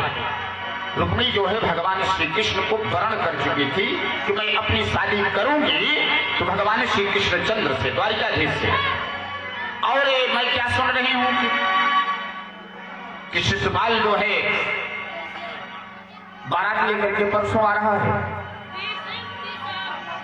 बहुत चिंतित है रुक्मिणी। भाभी जी के सामने रोते रोते मन की सारी बात जाकर के रुक्मिणी बताई। भाभियों ने समझाया, बहन ऐसे रोने धोने से काम नहीं चलेगा, जल्दी करो, कुछ न बने तो कम से कम एक पत्र लिखो और वो द्वारकाधीश कन्हैया को आप पहुंचा दो। रुक्मिणी ने कहा, ठीक है। रुक्मिणी ने कलम उठा करके तुरंत एक बड़ा भाव भरा पत्र 7 श्लोकों में लिखा और एक ब्राह्मण को बुला करके प्रणाम करके कहा कि महाराज, ये पत्र नहीं, मेरे प्राण समझो, प्राण। शीघ्र मेरे प्राणनाथ प्रभु को द्वारिका में जाकर के पत्र पहुंचा दो, प्रदान कर दो भगवान के हाथ में। पंडित जी पत्र लेकर वेग से दौड़े और द्वारिका के दुर्गम से दुर्गम रास्ता से होते हुए वो द्वारिका में प्रविष्ट हो गए। दरबार में जैसे ही ब्राह्मण को आते देखा कि भगवान ने खड़े होकर के स्वागत किया। आइए आइए महाराज, पंडित जी आपका स्वागत है। बड़े आदर के साथ हाथ पकड़ करके अपने अंतःपुर में भगवान लेकर के ब्राह्मण देवता को चले गए। स्नान आदि जलपान से निवृत्त करवा करके सुंदर भोजन करवाया भगवान ब्राह्मण देवता का। कम भुक्तवंतम विश्रांतम उपगम्य सताम गति। भोजन आदि से निवृत्त करवा करके जब ब्राह्मण देवता विश्राम करने लगे तो चरण दबाते हुए, देखिए भगवान कितने ब्राह्मण के भक्त हैं। जब भगवान को भोजन ब्राह्मण को भगवान भोजन करा करके विश्राम कराने लगे तो भगवान धीरे से बैठ करके भगवान के जो हैं ब्राह्मण देवता को चरण दबा रहे हैं। और चरण दबाते हुए भगवान बोले, पंडित जी अब बताइए, कच्चित श्रेष्ठ धर्मस्ते वृद्ध सम्मता। ब्राह्मण जब भी मिलते थे तो भगवान सबसे पहले यही प्रश्न करते थे कि तुम्हारा धर्म कर्म ठीक चल रहा है ना। भगवान यही सबसे प्रश्न पूछते थे, तुम्हारे धर्माचरण में कोई विघ्न बाधा उपस्थित तो नहीं हो रही है। ब्राह्मणों का यही कुशल क्षेम है। ब्राह्मणों के कर्तव्य में बाधा उत्पन्न हो, संध्या वंदन में बाधा उत्पन्न हो, यही सबसे बड़ी पीड़ा ब्राह्मणों को होती है। उनका नित्य क्रिया यदि न संपन्न हो पावे समय से, धर्म कर्म ठीक चल रहा हो तो फिर कोई चिंता ब्राह्मणों को नहीं रहती है। भगवान कहते हैं तो राजा अपने राज्य में ब्राह्मणों की सेवा करता है, उस राजा से मैं भी प्रसन्न रहता हूं। और जो ब्राह्मण संतुष्ट रहता है जिसके राज्य में, उससे मैं भी असंतुष्ट रहता हूं। असंतुष्टो सकल लोकान माप्नोति सुरेश्वरः अकिंचनोपि संतुष्टः सेते सर्वांग विज्जरः। भगवान कहते हैं, महाराज ये बताइए, आप मेरे इस दुर्गम दुर्ग में आप पधारे हैं तो कोई विशेष कार्य से आए होंगे। सर्वम नो ब्रूहि गुह्यम चेत किम कार्यम करवामते। आप कौन से गोपनीय कार्य से आए हैं, कृपया बताइए। पंडित जी ने तुरंत रुक्मिणी जी का पत्र निकाल करके भगवान के हाथ में थमा दिया। जल्दी से पढ़ लीजिए महाराज, समय बहुत कम है। पत्र पढ़कर आप समझ जाएंगे जिस कार्य के लिए मैं आया हूं। भगवान बोले, पंडित जी आप ही सुना दीजिए। पंडित जी बोले, महाराज आपका प्राइवेट निजी पत्र है, रुक्मिणी ने भेजा है। राज्यसभा में कोई राजनैतिक पत्र नहीं आया है राज्यसभा से, जो सबको सुना दो। भगवान बोले, ब्राह्मण आज तक कोई भी रहस्य मैंने अपने ब्राह्मणों से कभी छुपाया नहीं। इस पत्र में जो भी रहस्य हो आप निसंकोच खोलिए और पढ़ करके मुझको सुनाइए। पंडित जी ने पढ़ना प्रारंभ किया। रुक्मिणी जी पत्र में लिख रही हैं, श्रुत्वा गुणान भवन सुंदर सिन्वतां ते निर्विश्य करण विवरैर हरतोऽङ्गतापम् रूपं दृशां दृशिमतामखिलार्थलाभम् तच्युता विशति चित्तम पत्रमेय। रुक्मिणी जी ने संबोधन किए उस पत्र में ब्राह्मण देवता भगवान को बांच करके, पत्र को बांच करके सुना रहे हैं कि हे अच्युत, हे भुव सुंदर, आप त्रिभुवन सुंदर हैं। आपकी महिमा मैंने बहुत अच्छी तरह से सुनी है, देखा कभी नहीं है आपको, केवल दूर से। करणौ च तृप्तौ, मेरे कान जो हैं वो तृप्त हो गए हैं। न तो चक्षुषी में, लेकिन आज से मैं आपकी महिमा को देखा नहीं है, पर आपकी प्रशंसा सुनते सुनते मेरे हृदय पटल में आपका एक सुंदर सा चित्र अंकित हो गया। मैंने हृदय में एक काल्पनिक चित्र बना लिया है। मेरे कान को सुन सुन करके तृप्त हो गए हैं, पर नेत्र तरस रहे हैं। मेरे नेत्रों को वह परम लाभ न जाने कब प्राप्त होगा, कब आपके दर्शन मिलेंगे। लेकिन अंत में रुक्मिणी क्या लिखती हैं, परंतु दुर्भाग्य से परसों ही मेरी बारात कहीं से आ रही है। रुक्मिणी लिखती हैं, ऐसा न हो कि शेर के भाग को कोई गीदड़ उठा करके लेकर के चला जाए, क्योंकि मैं आपको वरण कर चुकी हूं, आपको पति मान चुकी हूं मन से, आपकी प्रशंसा को सुन करके, इसलिए आपको सावधान कर रही हूं। भगवान आइए, वीरता का शुल्क देकर के मुझे यहां से ले जाइए।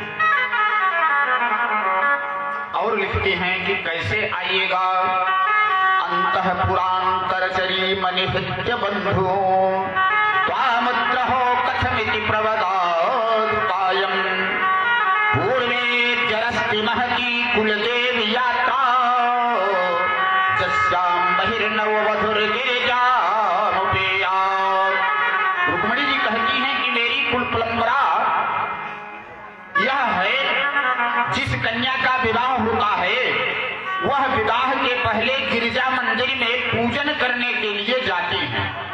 उस परंपरा अनुसार मैं भी सखियों के साथ वहां पर पूजन करने के लिए जाऊंगी।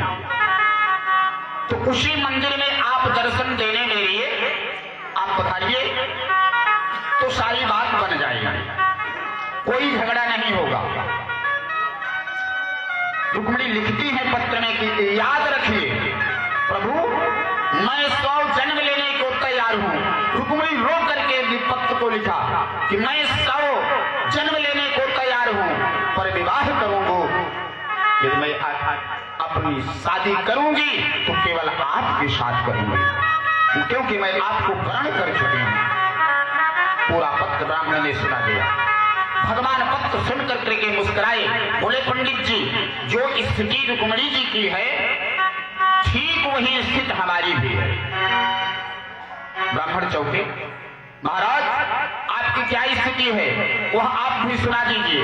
भगवान बोले, संत ब्राह्मणों में से रुक्मिणी के सौंदर्य की महिमा सुनते सुनते आजकल मैं भी रुक्मिणी के बारे में ही सोचता रहता हूँ रातों दिन। और कभी कभी तो रात भर नींद नहीं आती, जागरण में ही रात बीत जाती है। तथा हवित्रो निद्राम चनलभे निशि वेदाहं रुक्मिणा तेषां ममत्वा हो विचारितः। भगवान कहते हैं कि मुझे मालूम है रुक्मिणी मुझे बहुत पसंद करती है, पर उसका भाई बहुत विघ्न डाल रहा है।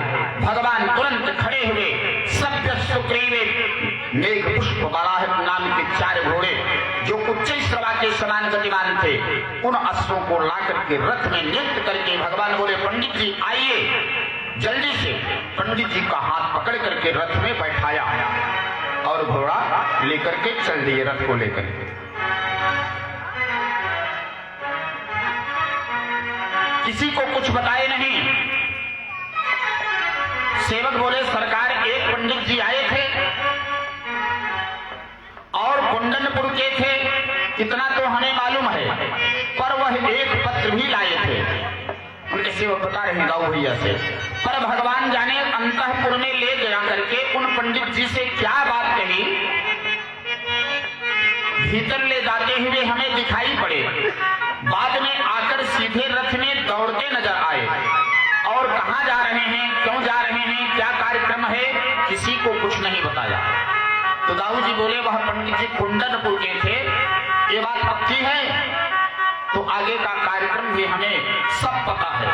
परसों कुंडनपुर की राजकुमारी रुक्मिणी का स्वयंवर है, और शादी का कोई कारण आता तो सबको दिखाया जाता।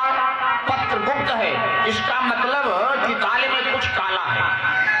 तब भैया कहते हैं, अब तुम जल्दी से बाराती बनो और मेरे साथ चलो, मैं भी तैयार होकर के चलता हूं, क्योंकि वहां कुछ भी हो सकता है। और इधर शिशुपाल बारात लेकर के आ रहा है। तो शिशुपाल की बारात में जरासंध जैसे बड़े बड़े दिग्गज राजा महाराज आएंगे।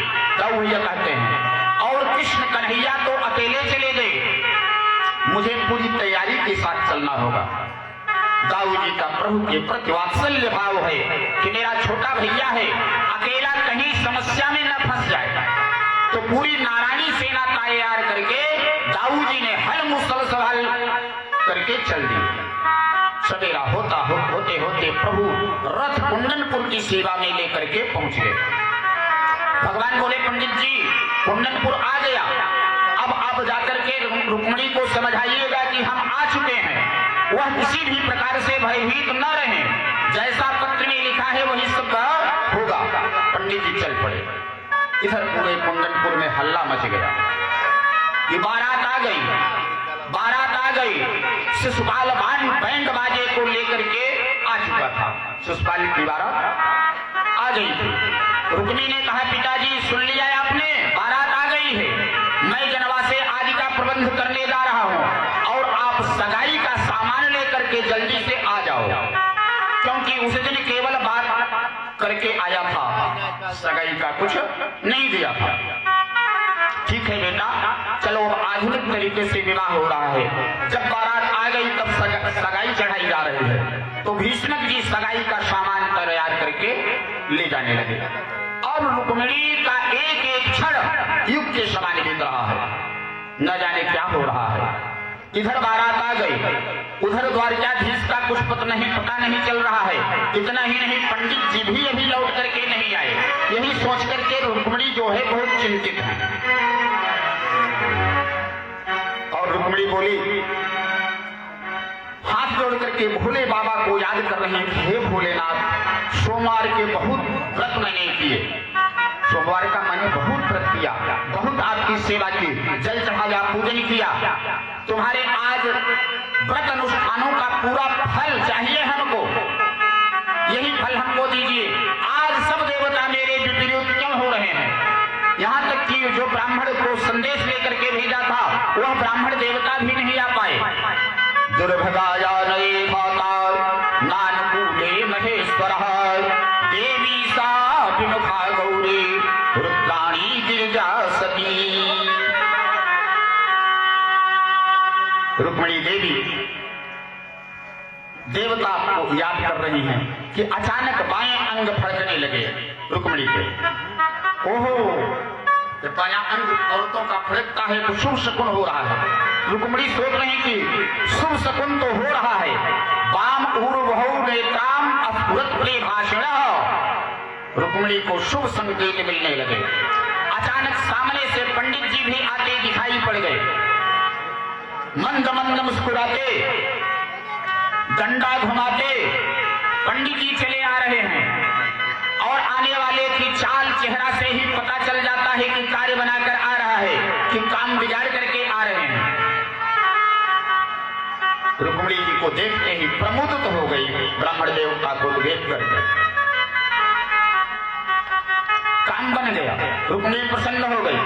पंडित जी कहते हैं कि ब्राह्मण बोले, बेटी समाचार तो उन्होंने कुछ नहीं दिया। पूछती रुक्मिणी की, क्या कहे भगवान? कहीं तो उन्होंने समाचार तो कुछ नहीं दिया, पर तू घबराना मत, तुमने जिसे समाचार भेजा था जैसा, मैं उसी के साथ आया हूं। जिसके पास आपने चिट्ठी भेजा था उसी के साथ उन्हीं के रथ पर चढ़ करके मैं आया हूं। बताइए कि भगवान श्री कृष्णचंद्र आ गए हैं आपको लेने के लिए और वे तुम्हारी प्रतीक्षा मंदिर में कर रहे हैं। अब तो रुक्मिणी जी के आनंद का पारावार नहीं रहा, अत्यंत गदगद होकर के ब्राह्मणों के चरणों में प्रणाम किया और भगवती रुक्मिणी वहां से कहती है कि महाराज, तुम्हारे इस ऋण से मैं जीवन भर ऋण नहीं हो पाऊंगी। बार बार प्रणाम करके ब्राह्मण को विदा किया और तुरंत अपना दिव्य श्रृंगार करके रुक्मिणी का श्रृंगार कराया जा रहा है खूब बढ़िया से, क्योंकि अब वो गिरिजा पूजन के लिए जाएंगे। सबसे पहले गिरिजा पूजन के लिए जाएंगी तो खूब बढ़िया सा तेल, उपटन, काजर इत्यादि वगैरह से श्रृंगार कराया जा रहा है भगवती रुक्मिणी का। आप लोग उनका दर्शन करें। हो किया है मेरी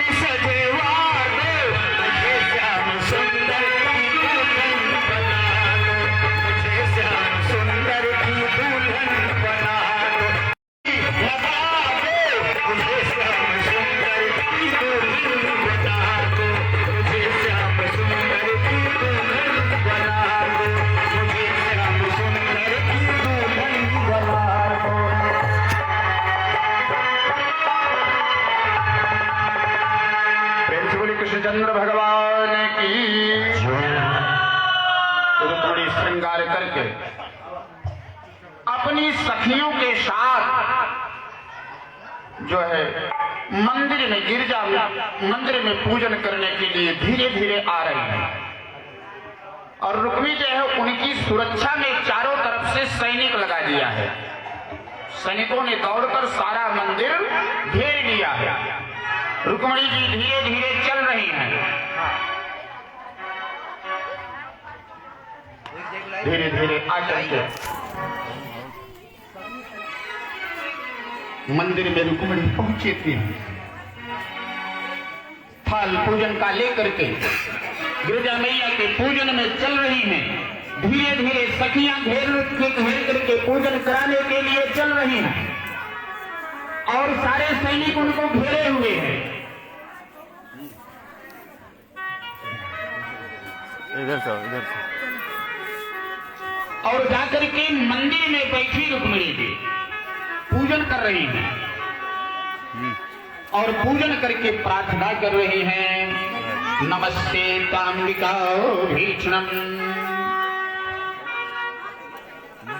नमस्ते ताम्बिके भीषणम, स्वस्तानयुतां सीमां, भूयात् पतिर्मे भगवान कृष्ण तन्मोदताम्।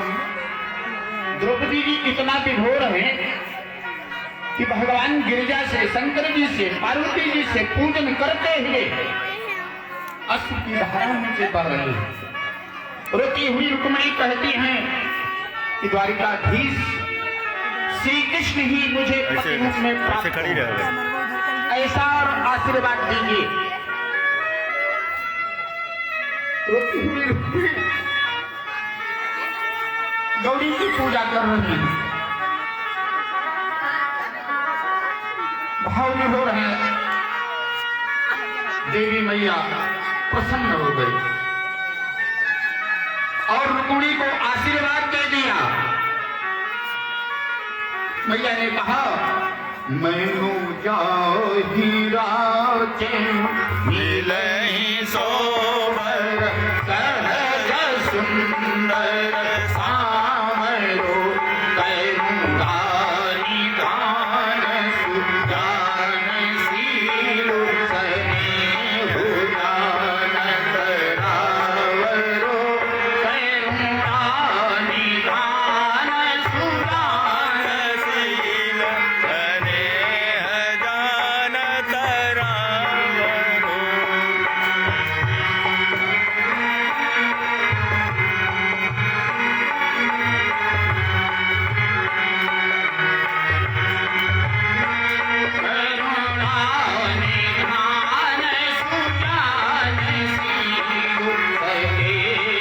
जानत रावरो। मैया का आशीर्वाद लेकर रुक्मिणी जी भगवान को सामने सलोनी सूरत को हृदय में विराजमान किए हुए जब बाहर निकली ऐसे घुमा, तो देखा कि विशाल सैन्य समुदाय चारों तरफ से खड़ा हुआ है। रुक्मिणी जी घबरा गई। भगवान, मैंने तो पत्र में लिखा था मंदिर में कोई नहीं होगा, पर यहां इतनी बड़ी सेना खड़ी नजर आ रही है। अब क्या होगा? सब सैनिक रुक्मिणी जी के सौंदर्य का वर्णन किए जा रहे हैं। भगवान सावधान हैं ले जाने के लिए। भगवान का रथ जो है धीरे धीरे मंदिर की तरफ, गिरजा मंदिर की तरफ आ रहा है। धीरे धीरे धीरे धीरे। सो सैनिकों के बगल में आकर के सब खड़े हो गए। सैनिकों की दृष्टि रुक्मिणी जी के दृष्टि द्वारिकाधीश को ढूंढती हुई, एक सैनिकों को देखती हुई घूम रही है। घूमती हुई दृष्टि जैसे ही द्वारिकाधीश के ऊपर पड़ी सैनिकों की, आंखें चार हो गई। भगवान ने हाथ हिला करके कहा, घबराओ मत रुक्मिणी, हम ही हैं। मंद मंद मुस्कुराते माधव को हाथ हिलाते जब देखा रुक्मिणी, रुक्मिणी के आनंद का पारावार नहीं रहा। एक दृष्टि में पहचान गई, मुख पर मुस्कान छा गई रुक्मणी के। जब रुक्मणी जी की मुस्कान को सैनिकों ने देखा तो उनके भी होश उड़ गए।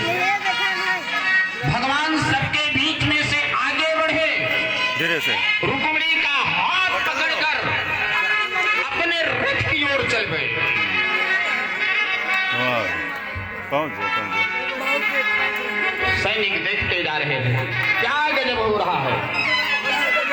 रुक्मणी तो रथ में बैठ करके गई। जब सैनिक को पता लगा, सारे लोग कहते हैं कि अरे राम राम, ले गयो, पकड़ो पकड़ो, भागो भागो।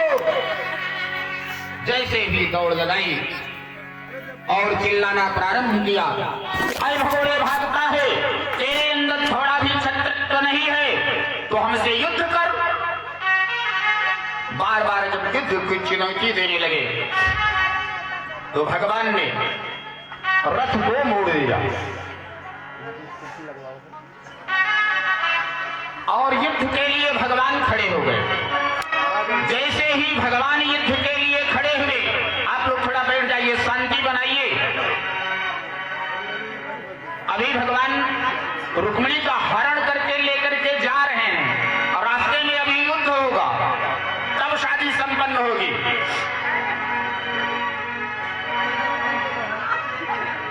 तो भगवान खड़े हो गए। अचानक जोर से आवाज सुनाई पड़ी, बोल द्वारिकाधीश की जय। भगवान ने चौंक करके पीछे देखा, ये हमारी जय किसने बोली। जो पीछे मुड़ करके देखा, सो दाऊजी महाराज हल मुसलता ने पूरी नारायणी सेना के साथ वायु वेग से चले आ रहे हैं। निकट आते ही भगवान ने प्रणाम किया, गाऊ भैया प्रणाम। गाऊ जी बोले, माता लाला आशीर्वाद इकट्ठो बहुरानी के साथ घर में जाकर के आपको मैं दूंगा, तू बहू कर घर में लेकर चल। मैं इन्हें स्वागत करके अब हाले लौट करके आऊंगा, दाऊ जी ने कहा। भगवान तो रुक्मणी के साथ तुरंत रवाना हो गए, रास्ता नाप रहे हैं। दाऊ जी ने जो सैनिकों को हाल मूसल दिखाया तो साउंके के तो देखते ही पसीना छूट गए। भगवान आखिरी वक्त पर ये मूसल वाले कहां से आ गए। सैनिक तुरंत भागे, आकर जनवासे ने शिषपाल के सामने रोते हुए बोले, आपकी होने वाली देवी जी भाग गई। शिषपाल से कहा कि जो बारात लेकर के आए थे, जिस पत्नी जिस स्त्री की लड़की के साथ शादी करने के लिए, वह कन्या तो भाग गई। कहीं कैसे, किसके साथ।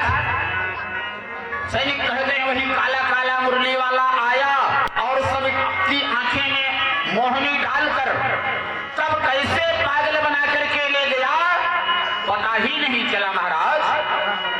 अब तो शिषपाल तलवार लेकर सैनिकों को मारने के लिए दौड़ा। जरासंध ने हाथ पकड़ करके कहा, मित्र रहने दो, अब इन पर क्रोध करने की कोई फायदा नहीं है। पहले ही सावधान किया था कि वह काला काला मुरली वाला बहुत खतरनाक है।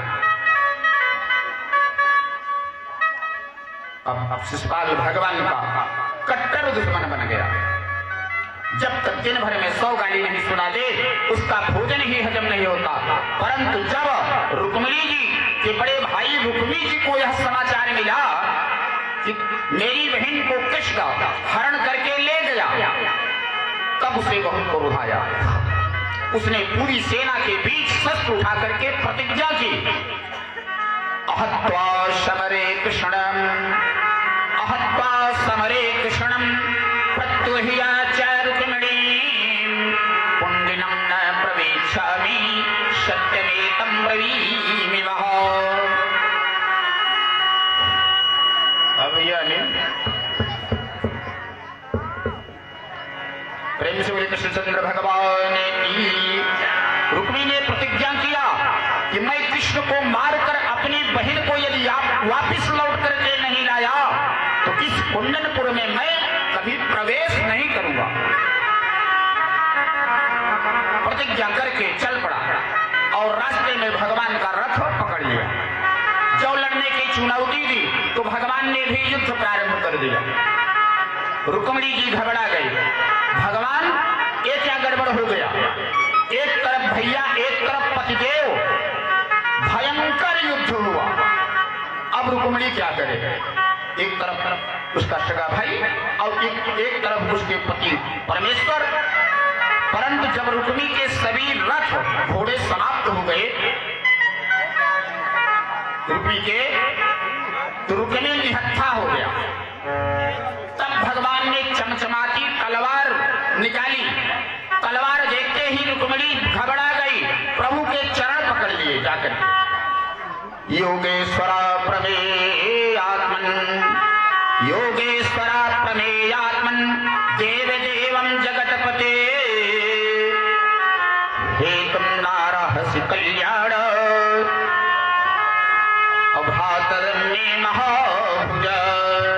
इस प्रकार से प्रार्थना की रुक्मिणी कि हे भगवान, हे जगतपते प्रभु, भला बुरा जैसे भी सही मेरा भैया है, मेरा सगा भाई है। मेरे विवाह की वेला में मेरी आंखों के सामने तो कम से कम मेरे भाई को तो वध न करें, क्योंकि आज तो मेरा विवाह संपन्न हो रहा है, अन्यथा मेरे विवाह जीवन भर के लिए कलंकित हो जाएगा। जब भी भाभियों का यह वैधव्य देखूंगी मैं, मुझे बड़ी पीड़ा होगी। रुक्मिणी खूब अन्य भी नहीं करती। भगवान रुक्मिणी को भयभीत देख करके कि मुस्कुरा करके पड़े, बोले कि ए देवी, ज्यादा मत घबराओ, जब तुम्हारा भैया है यहाँ तो मेरा भी तो कुछ लगेगा ना। अब मारना थोड़े ही है, रिश्तेदार बन गया है, इसका अभिमान थोड़ा सा तोड़ना था, बहुत आवश्यक था। तुम घबराना मत, इसको मैं मारूंगा नहीं। रथ से प्रभु कूद पड़े और तलवार से रुक्मिणी के सिर को मूड़ने लगे।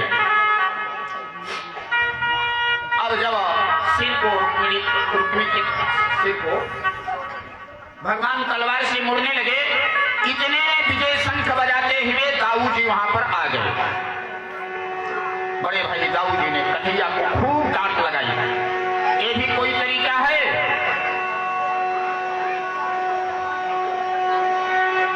तुरंत रुक्मिणी पास आकर के बोले, रुक्मिणी के पास आकर के बोले, बेटी रुक्मिणी, बुरा मत मानना, क्षत्रियाणाम अयं धर्मः प्रजापतिं विनिर्मितः। विधाता ने हम क्षत्रियों का धर्म ही कुछ ऐसा कठोर बनाया है कि सगा भाई भी युद्ध को चुनौती देवे, तो इससे भी युद्ध करना हम क्षत्रियों का धर्म बन जाता है। अब मेरे भाई को तुम्हारे भाई ने चुनौती दी, दोनों लड़ बैठे, अब जो होना था सो हो गया। इस प्रकार से